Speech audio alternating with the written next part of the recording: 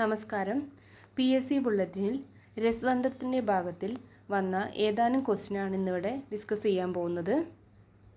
ഒന്നാമത്തെ ക്വസ്റ്റ്യൻ, നൈട്രജൻ്റെ സാന്നിധ്യം കൊണ്ട് വജ്രത്തിന് ലഭിക്കുന്ന നിറമാണ് മഞ്ഞ. നൈട്രജൻ്റെ സാന്നിധ്യം കൊണ്ട് വജ്രത്തിന് ലഭിക്കുന്ന നിറം മഞ്ഞ.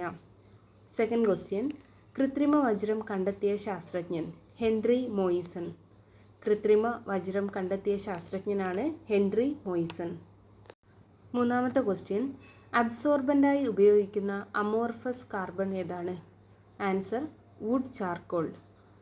അബ്സോർബൻ്റായി ഉപയോഗിക്കുന്ന അമോർഫസ് കാർബണാണ് വുഡ് ചാർക്കോൾ. നാലാമത്തെ ക്വസ്റ്റ്യൻ, വിൽസൺസ് രോഗത്തിന് കാരണമായ മൂലകമാണ് കോപ്പർ. വിൽസൺസ് രോഗത്തിന് കാരണമായ മൂലകമാണ് കോപ്പർ. അഞ്ചാമത്തെ ക്വസ്റ്റ്യൻ, എസ് ബ്ലോക്ക് മൂലകങ്ങളുടെ സ്ഥാനവുമായി ബന്ധപ്പെട്ട് ശരിയായ പ്രസ്താവനകൾ ഏതെല്ലാം?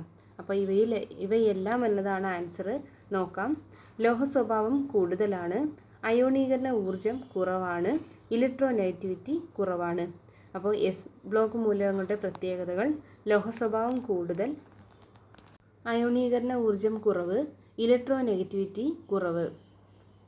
അടുത്തത് ആറാമത്തെ ക്വസ്റ്റ്യൻ, എക്സ്റേ വികിരണ ട്യൂബുകളുടെ ജാലകം നിർമ്മിക്കാൻ ഉപയോഗിക്കുന്ന ലോഹം ബെറിലിയം.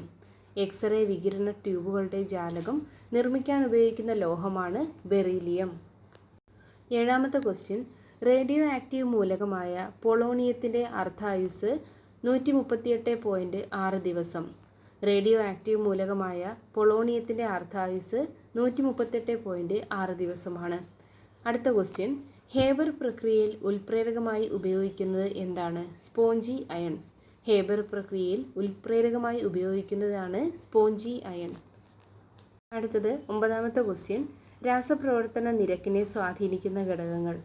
ആൻസർ ഇവയെല്ലാം: അഭികാരങ്ങളുടെ ഗാഢത, മർദ്ദം, താപനില. അപ്പം രാസപ്രവർത്തന നിരക്കിനെ സ്വാധീനിക്കുന്ന ഘടകങ്ങളാണ് അഭികാരങ്ങളുടെ ഗാഢത, മർദ്ദം, താപനില എന്നിവ. ഇനി പത്താമത്തെ ക്വസ്റ്റ്യൻ, പൂരിതമാകാൻ ആവശ്യമായതിലും അധികം ലീനം ലയിച്ചു ചേർന്ന ലായനിയാണ് അതിപൂരിത ലായനി.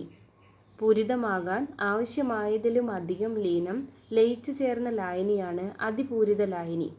11ാമത്തെ ക്വസ്റ്റ്യൻ നോക്കാം. പരീക്ഷണശാലയിൽ നിർമ്മിക്കപ്പെട്ട ആദ്യത്തെ ഓർഗാനിക് സംയുക്തമാണ് യൂറിയ.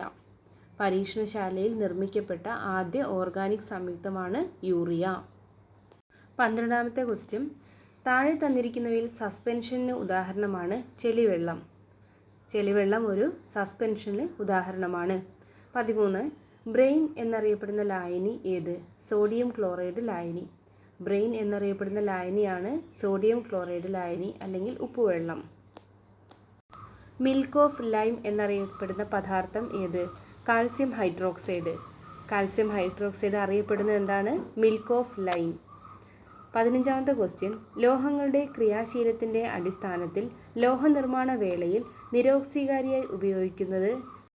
ആൻസർ ഇവയെല്ലാം എന്നാണ്. അപ്പോൾ വൈദ്യുതി, കാർബൺ മോണോക്സൈഡ് എന്നിവയൊക്കെ ലോഹങ്ങളുടെ ക്രിയാശീലത്തിൻ്റെ അടിസ്ഥാനത്തിൽ ലോഹനിർമ്മാണ വേളയിൽ നിരോക്സീകാരിയായി ഉപയോഗിക്കുന്നു. 16ാമത്തെ ക്വസ്റ്റ്യൻ, ടിന്ന്, ലെഡ് എന്നീ ലോഹങ്ങൾ ശുദ്ധീകരിക്കുന്ന പ്രക്രിയയാണ് ഉരുക്കി വേർതിരിക്കൽ. ഉരുക്കി വേർതിരിക്കലിലൂടെയാണ് ടിന്ന്, ലെഡ് എന്നീ ലോഹങ്ങൾ വേർതിരിക്കുന്നത് അല്ലെങ്കിൽ ശുദ്ധീകരിക്കുന്നത്. 17ാമത്തെ ക്വസ്റ്റ്യൻ, ന്യൂമോണിയ, അൽഷിമേഴ്സ് എന്നീ രോഗങ്ങളുടെ മരുന്നുകളിൽ ഉപയോഗിക്കുന്ന ഹാലോജൻ ഏതാണ്? ബ്രോമിൻ. ന്യൂമോണിയ, അൽഷിമേഴ്സ് എന്നീ രോഗങ്ങളുടെ മരുന്നുകളിൽ ഉപയോഗിക്കുന്ന ഹാലോജൻ ബ്രോമിൻ. 18ാമത്തെ ക്വസ്റ്റ്യൻ, ലൂയി ആസിഡിന് ഉദാഹരണമാണ് AlCl3. ലൂയിസ് ആസിഡിന് ഉദാഹരണമാണ് AlCl3. ഉമിനീരിൻ്റെ pH മൂല്യം എത്ര?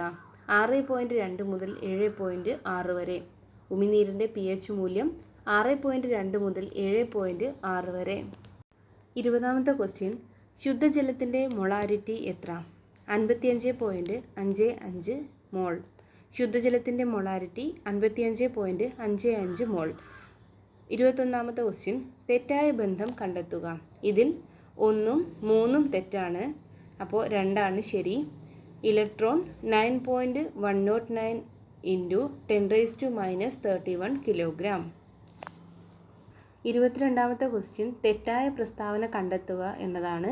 രണ്ടാമത്തെ പ്രസ്താവന തെറ്റാണ്. അപ്പോൾ 1ഉം 3ഉം ശരിയാണ്. 1 കാർബണിൻ്റെ റേഡിയോ ആക്റ്റീവ് ഐസോട്ടോപ്പ് കാർബൺ 14 ആണ്.